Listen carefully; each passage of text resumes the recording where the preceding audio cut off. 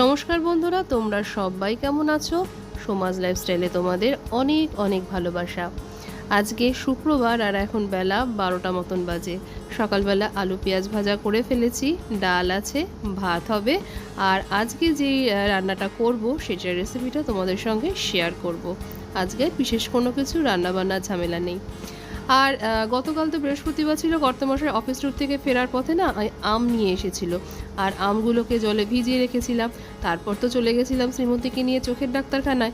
বাড়িতে এসে তারপরে জানো তো সে জল থেকে আমগুলোকে তুলেছি, আর তারপর ফ্রিজে রাখতেও ভুলে গেছিলাম।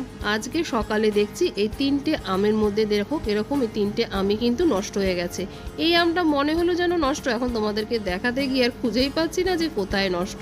তো এই দুটো আম নষ্ট হয়ে গেছে, হয়তো বেশিক্ষণ জলে ভিজিয়ে রেখেছিলাম বা ফ্রিজে রাখতে ভুলে গেছিলাম, তার জন্যই হয়তো। আর এই আমটা কি বলো তো, এই আমটা কিন্তু আমাদের গাছের আম। আমাদের গাছের আম তোমাদের সঙ্গে শেয়ার করিনি, তবে আজকে কিন্তু শেয়ার করব আমাদের গাছের আম। গাছে এখনও দুটো আম ধরে আছে জানো তো, তবে এই আমটা খসে পড়ে গেছিল। আমটা একদমই বাজে খেতে। গতবার এই আমটা তো একদমই মুখে দিতে পারিনি, অসম্ভব গন্ধ, টক আর আঁশ ছিল। আর এবারের আমটা কিন্তু অতটা টক নেই, মিষ্টি ভাবটা আছে, তবে আঁশটা আছে প্রচুর, আর সে বুনো গন্ধটাও কিন্তু আছে।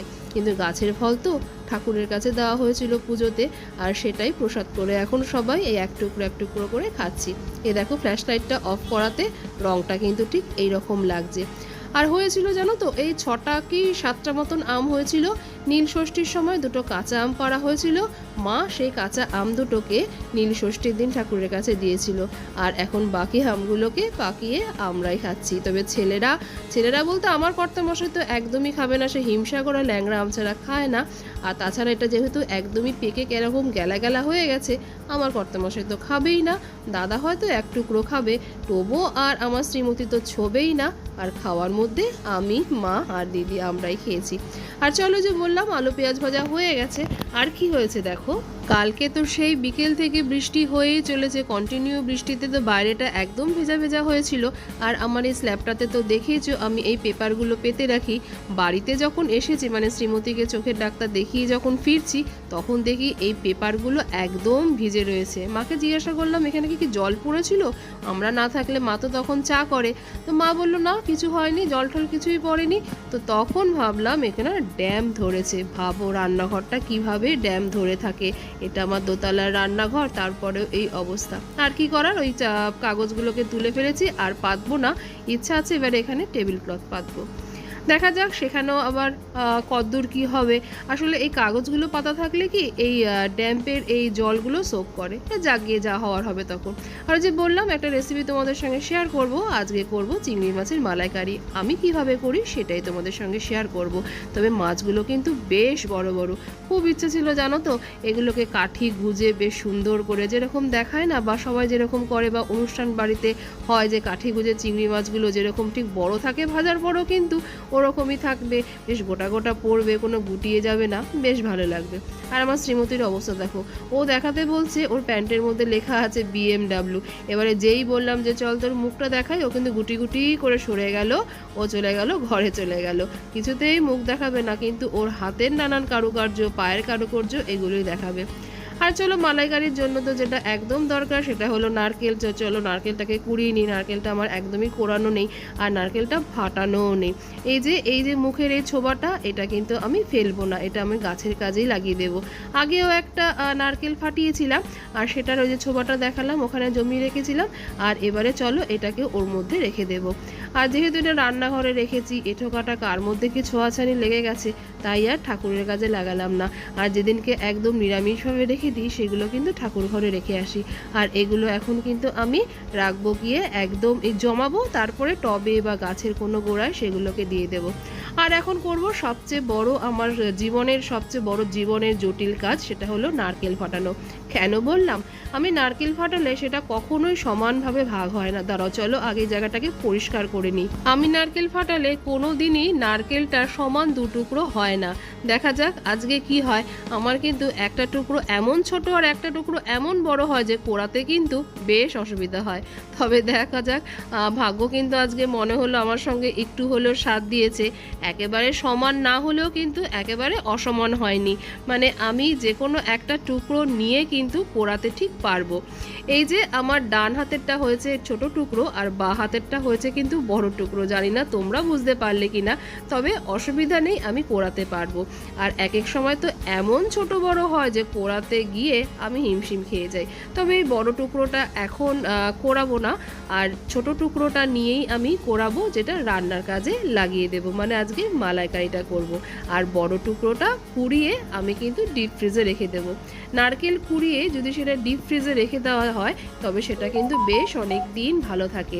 নর্মাল ফ্রিজে রাখলে কিন্তু কয়েকদিন বাদে এই নারকেলটা কোড়াটা দিয়ে কিন্তু একটু গন্ধ ছেড়ে দেয়, বাজে লাগে খেতে। আর তোমরা যদি এরকম নারকেল কুড়িয়ে একবারে সেটা যদি ডিপ ফ্রিজে রেখে দাও, সেটা কিন্তু বেশ দীর্ঘদিন ধরে ভালো থাকে।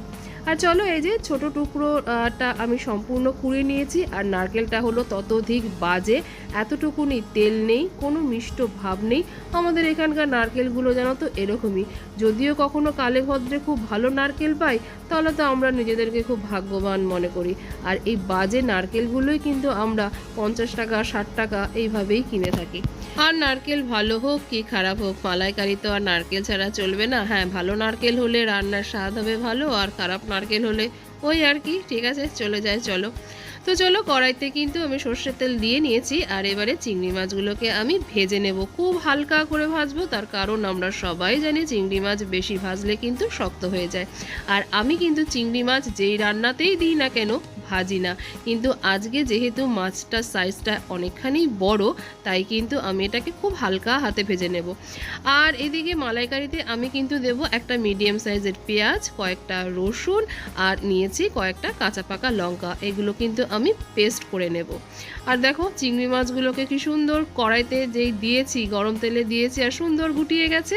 আর দেখো, এটা যদি ভাবো যদি একটু কাঠি গোজা থাকতো, বেশ সুন্দর একটা একটা করে গোটা গোটা মাছ থাকতো, লম্বা লম্বা, আর মাছটা কতটা বড় সেটাও কি ভালো লাগতো না দেখতে। খুব ইচ্ছা আছে জানো তো, এবারে একটা মানে ওই কাবাব স্টিক বা এই চিংড়ি মাছ ভাজা হয় যেই কাঠিগুলো দিয়ে, ওরকম একটা কেনার ইচ্ছা আছে। একটা না, মানে ওরকম সেটগুলো কেনার ইচ্ছা আছে। আবার যখন আমাদের বাড়িতে এরকম বড় চিংড়ি আসবে, ওই কাঠিগুলো গুজে চিংড়ি মাছটা ভাজার খুব ইচ্ছা আছে। জানি না আমার ইচ্ছাটা কখনো কোনোদিনও পূরণ হবে কিনা। আর চলো, এদিকে কিন্তু মাছগুলোকে হালকা করে আমি সব ভেজেও নিয়েছি। আর প্রথমে সবগুলো মাছ দিইনি, আর এইগুলোকে তুলে নিয়ে বাকি মাছগুলোকেও আমি দিয়ে দেব। আর এই ফাঁকে কিন্তু আমি ওই পেঁয়াজের পেস্টটাও কিন্তু করে ফেলবো।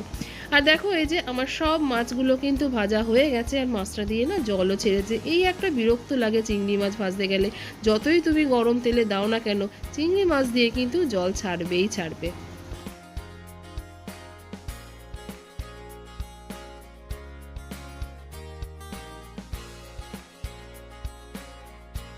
আমার সমস্ত মাছগুলো কিন্তু ভাজা হয়ে গেছে। ওই সর্ষের তেলের মধ্যেই কিন্তু আরও খানিকটা সর্ষের তেল দিয়ে এর মধ্যে দিয়ে দিলাম দুটো শুকনো লঙ্কা, তেজপাতা আর সাদা জিরে ফোড়ন, আর দিলাম এর মধ্যে গোটা গরম মশলা। এবারে এই মশলাটা ভালো করে ভেজে যে সুন্দর একটা গন্ধ আসবে, এবারে আমি এই পেঁয়াজের পেস্টটা দিয়ে দেব। আর এই পেঁয়াজের পেস্টটা দিয়ে ভালো করে ভাজা ভাজা করব, আর এর মধ্যে দিয়ে দেব সামান্য একটু নুন।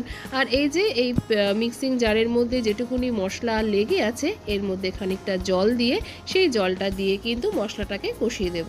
আর এর মধ্যে দিয়েছি হলুদ গুঁড়ো, লাল লঙ্কা গুঁড়ো, একটু ঝালের জন্য দিয়েছি, আর রঙের জন্য দিয়েছি কিন্তু একটু কাশ্মীরি লঙ্কা গুঁড়ো। তবে মালাইকারি তো, মালাইকারিটা একটু মিষ্টি মিষ্টি হলেই বেশি ভালো হয়। তবে এর মধ্যে কিন্তু চিনিও দেব, আর ঝাল লঙ্কার গুঁড়োটা অল্প দিয়েছি। আর ওই যে নারকেলটা কুড়িয়েছিলাম, আমি কিন্তু নারকেলের দুধটা বের করি না। এই যে নারকেলটাকে এবারে ভালো করে পেস্ট করে সমস্ত নারকেলটাই কিন্তু আমি দিয়ে দেব এই মশলাটার মধ্যে। আগে যখন মালাইকারি রান্না করতাম, আমি তো রান্না করে শিখিনি কখনো সেরকমভাবে, বৌদির কাছ থেকেই দেখে শিখেছি। বৌদি কিন্তু আগে এই নারকেল কুড়িয়ে তার থেকে কিন্তু নারকেলের দুধটা বের করে সেই দুধটা কিন্তু দিত রান্নায়। তারপরে কিন্তু ও দেখলাম যে নারকেলটা বেটে, তখনও জানো তো আমার বাপের বাড়িতে মিক্সি আসেনি, বৌদির বিয়ের অনেক পরে। বৌদির বিয়ে কি মানে আমার বিয়ের পরেই মনে হয় আমার বাপের বাড়িতে মিক্সি এসেছে। তো চলো, তখন দেখতাম বৌদি কিন্তু নারকেল কোড়াটাকে কিন্তু পাটাতে বেটে সমস্ত নারকেলটাই দিয়ে দিত, বলতে পারো ওর থেকে কিন্তু আমি এটা শিখেছি। আর চলো, মশলাটা কিন্তু আমার বেশ ভালোভাবে কষে এসেছে, আর দেখো এই যে দিয়ে দিয়েছে কিন্তু খানিকটা চিনি। এবার এই মশলাটাকে আরও বেশ ভালো মতন কষাবো, কষিয়ে যেই তেলটা ছেড়ে আসবে তখন কিন্তু আমি আমার পরিমাণ মতন ঝোলটা দিয়ে দেব। আর আমার বাড়িতে তো তোমরা জানোই ঝোলটা একটু বেশি খাওয়া হয়। মালাইকারি কিন্তু মানে আমরা জানি বেশ গা মাখা ভাব, কিন্তু আমার বাড়িতে ঝোলটা একটু বেশি খাওয়া হয়। আর সবচেয়ে বড় কথা কি, মোবাইলটা আমার এই রান্নার কোনো কিছু শেয়ার করতে গেলে মোবাইলটা না স্ট্যান্ডে লাগিয়ে করতেই বেশি সুবিধা হয়, কিন্তু আমি স্ট্যান্ডে লাগাতে আজকে পারিনি। শ্রীমতীর প্রজেক্টের কাজের জন্য বারবার ওর মোবাইলটা দরকার পড়ছিল, তাই আর আমি মোবাইলটা সেরকমভাবে স্ট্যান্ডে লাগাইনি। এবং কি শেষে আমি এই মালাইকারিতে যে ঘি আর গরম মশলা একটু গুঁড়ো দিয়েছি সেটাও তোমাদের সঙ্গে শেয়ার করতে পারিনি। আর এদিকে ঝোলটা ভালো মতন ফুটেও গেছে, আর চিংড়ি মাছগুলোকে দিয়ে দিলাম। আর যে কোনো মাছ ভেজে যে পাত্রের মধ্যে তোলা হয়, তারপরে যখন মাছ দেওয়ার পর সেই পাত্রে যেই জলটুকুনি থাকে সেটুকু কিন্তু ঝোলে দিয়ে দিলে তার স্বাদ হয় কিন্তু 10 গুণ বৃদ্ধি পেয়ে যায়। আর এদিকে চলো, এই যে আমার মালাইকারি কিন্তু একদম রেডি হয়ে গেছে, টকবক করে ফুটে গেছে। আর ওই যে বললাম ঘি গরম মশলা, সেটা আমি দেখাতে পারিনি তোমাদেরকে যে দিয়েছি, আর সেটার পর দেওয়ার পরে হলো গিয়ে এই লুক। আর চলো এবারে বেড়ে নিই, আমার জন্য রাখি আর নিচে দেব। আর সবচেয়ে মজার বিষয় দেখো এরপরে, বুঝতে পারছো তোমরা ব্যাপারটা কি, ক্যামেরার লেন্সটা যে উল্টে গেছে ভিডিও করতে করতে, আমি সেটাই খেয়াল করিনি। আর এটাকে আর ডিলিট করলাম না, তাহলে তো তোমরা দেখতেই পারবে না এর লুকটা কী ছিল। চলো এই পাত্রটা দিয়ে আসি এবারে নিচে। আর এদিকে যাবো এদিকে স্নানে। কর্তামশাই যখন আজকে অফিসে বেরালো, আমাদের এই শাওয়ারটা না ভীষণ ময়লা পড়েছে, জল একদমই আসছিল না। অনেক দিন থেকে শ্রীমতী বলছিল এটাকে পরিষ্কার করে দাও, আর এই কাজটি কিন্তু আমার কর্তামশাই করে থাকে। তবে আজকে কর্তামশাই তাড়া ছিল দেখে শাওয়ারের এই মাথাটা কিন্তু খুলে রেখেই গেছে, আর সে ভেজাতে পারেনি। আর কর্তামশাইকে দেখেছি সে যখন পরিষ্কার করে ভিনিগার আর জলে ডুবিয়েই রাখে। তো কর্তামশাইয়ের কাজটা আমি আজকে করলাম। আর তাই এই বাটিটার মধ্যে ভিনিগার তো একটু টক, তাই স্টিলের বাটিতেই ভেজালাম। এর মধ্যে খানিকটা জল আর ভিনিগার দিয়ে এবার বেশ কিছুক্ষণের জন্য শাওয়ার হেডটাকে আমি ডুবিয়ে রাখবো। আর তারপরে চলে যাব কিন্তু গ্যাসটা সব রান্নাঘর ঠান্নাঘর সমস্ত পরিষ্কার করে চলে যাব এদিকে স্নানে। তবে দিদিও বেশ অনেকবার ডাকছে যে আসিস, আজকে একটা কিন্তু আমরা কার্য উদ্ধার করব। তোমাদেরকে সে দেখিয়েছিলাম মনে আছে যে আমাদের গাছে কিন্তু একটা সবেধন নীলমণি কাঁঠাল হয়েছে, মানে একটাই যদিও আমাদের কাঁঠাল গাছ, সেই একটা কাঁঠাল গাছে কিন্তু একটাই ফল হয়েছে। গত বছরও তাই হয়েছিল, কাঁঠাল গাছটাতে একটাই ফল ধরেছিল, কিন্তু সেটা আর আমরা খেতে পারিনি। এদিকে দেখো ভাতটাও বসিয়ে দিয়েছি, ভাতটা নেমে গেলে কিন্তু চলে যাব আমি স্নানে, মানে গ্যাসটা পরিষ্কার করব তারপর চলে যাব স্নানে। তো গতবার ঠিক এই পজিশনেই কিন্তু কাঁঠালটি হয়েছিল, আর সেই কাঁঠালটি কিন্তু চলে গেছিলো চোরের পেটে। একদম সকালবেলা উঠেই দেখি যে কাঁঠালটি আর নেই, অথচ আগের দিনও কিন্তু দেখা হলো যে কাঁঠালটি ঠিকঠাক আছে। তো এবারে আর বেশি রিস্ক রাখা হয়নি, এবারে পেরে ফেলারই মানে এটা যদিও ভিডিওটা অনেক দিন আগেকার, তো আর এটা কিন্তু ঠাকুরের কাছেই দেওয়া হয়েছিল, গাছের প্রথম গাছের ফল, আবার একটাই ফল, এটা তো আর নিজেরা এরকমভাবে খাওয়া যায় না, ঠাকুরের কাছেই দেওয়া হয়েছিল। আর সেটা দেওয়া হয়েছিল লোকনাথ পুজোর দিনকে, তার মানে বুঝতেই পারছো ভিডিওটা কতদিন আগেকার। তো এটা পেরে কিন্তু যখন রাখা হলো তার কদিন বাদেই ছিল লোকনাথ বাবার উৎসব। এবং বলি এখন যে ভয়েস ওভারটি দিচ্ছি, কাঁঠালটি কিন্তু একেবারে জঘন্য বেরিয়েছিল। এই যে দিদি যে কাঁঠালটি এই যে পাড়ছে মানে কাটছে, কাঁঠালটি তো আমি হাতে ধরেছিলাম, কাঁঠালটি দেখতে অতখানি বড় হলে কি হবে, এতটুকুনি ওজন ছিল না। তখনই বলেছিলাম কাঁঠালটি এইরকম ফাঁপা কেন, এর ভেতরে আদৌ আছে তো মাল মশলা? তখন সেটা নিয়ে হাসাহাসি করছিলাম, তখন দিদি বলেছিল যে দেখা যাক কতদূর কি হয়। আর দুদিন আগেই কাঁঠালটা ভাঙা হয়েছিল যে ভেতরে কি আছে সেটা দেখার জন্য। অতীব জঘন্য, এতটুকুনি কোনো মানে খেতে সুস্বাদু তো ছিলই না, আর একদম পুরো শুকনো ছিল ভেতরে। জানি না কোথায় কি গলদ, কোথায় গাছটার গলদ না ফলের গলদ কি হয়েছে, সেটা একমাত্র ভগবানই জানে। তো এই হলো গিয়ে তো আমাদের কাঁঠালের ইতিহাস। আর চলো এবার এটাকে এখন আমি বারান্দায় রেখে দেব।